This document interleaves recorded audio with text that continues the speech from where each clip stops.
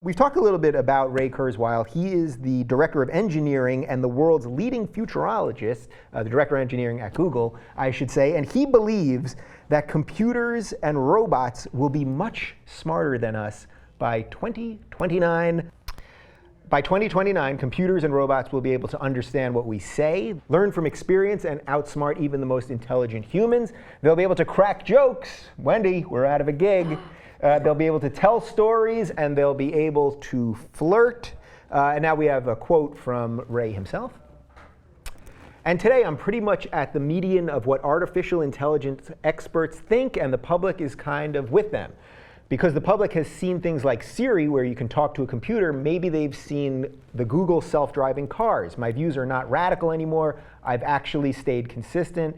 It's the rest of the world that's changing its view. Now, this guy is the leading futurist in the world. He believes, he's doing this thing right now, we did another story on it, where he's trying to live forever using this system of vitamins, and they have these pills now that can go into your body and look around and vaporize diseases and nanotechnology and nanobots and all that stuff. So this guy knows what he's talking about.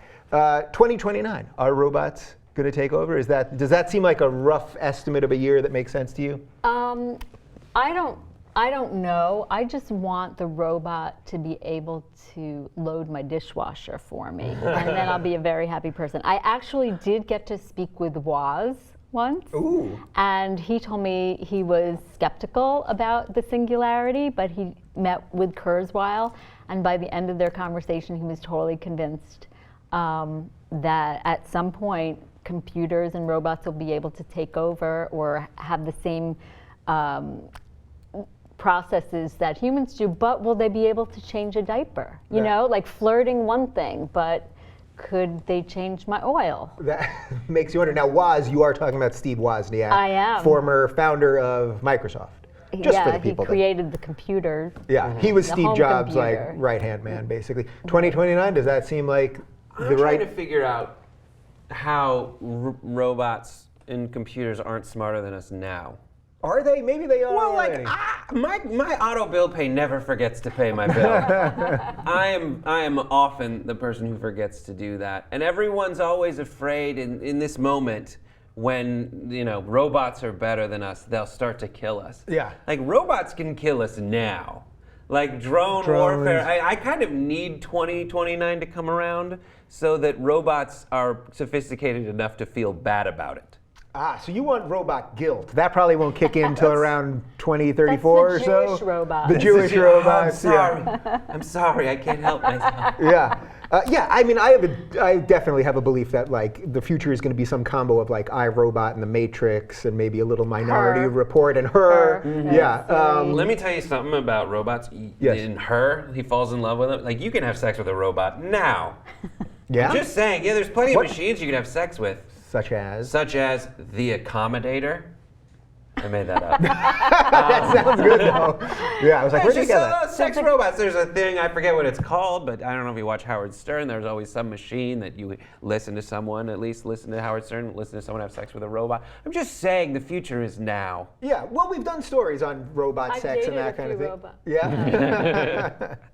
But is it just paranoia that this is always going to go poorly? Because all the science fiction movies, they always turn on us, they kill us. Is there a chance that some of this actually will be good? I think Ray Kurzweil would argue if the robots could do all the mundane tasks of the dishwasher and the bill pay, that it will actually free up other parts of the human brain to do things and think about things that we don't have time for anymore. I started doing stand-up comedy before GPSs. So I literally would be more nervous finding the place than I was actually performing. Yeah. So that has freed me up. The robot or whatever technology has freed me up to be more creative. So like if somebody could drive me, the Google car is going to come out soon. Mm-hmm. That will free me up to play Candy Crush.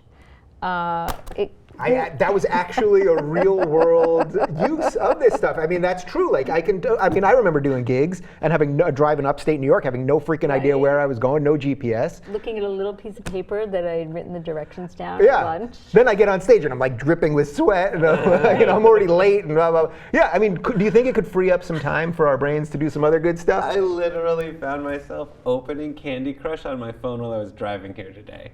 I'm not. I mean, that's Like, sick. We need if a you 12-step. If you open my phone, it will open to Candy Crush. If you like close my What notes. level? Yeah. Ah, okay. So I did it. I got very far, and then it was ruining my life, so I deleted it. And then You have 3 to days ago, start I put it over back again. on, I and I'm know. on level like 99 or something. So then, using the Candy Crush example, is this proof that all of this is good and bad because the robots maybe can do things that'll be great and be able to do medical procedures that'll be wonderful, but then at the same time, we're all going to get dumb because of Candy Crush and is it Flappy Bird or Fappy Bird? I always Flappy, but I but think that's for something else. that Fappy is something else. disappeared. Yeah. That one disappeared. I was playing the other one. I mean, it literally makes Tiny you wings. dumber. Yeah, if you're good So at are they one, going to you're make good us at the dumber? other. Are they going to make us dumber with technology, and then also the robots will keep getting smarter? I don't think those games make me dumber. That's my story, and I'm sticking to it.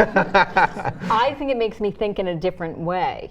But don't text and drive. You're right. I shouldn't drive and drive. But yeah, I think it remains to be seen.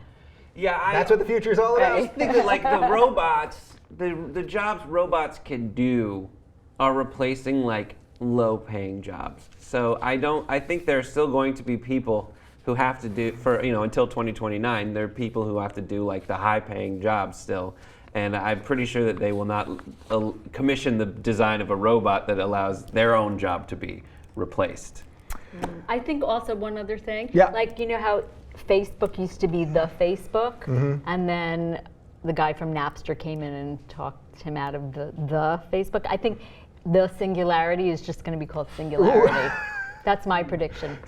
Singularity. I mean, it Singularity. sounds kind of Not nice. the singularity. All right, people. Well, don't forget that if one day a robot that looks like Arnold Schwarzenegger shows up at your door asking for John Connor, I warned you about it.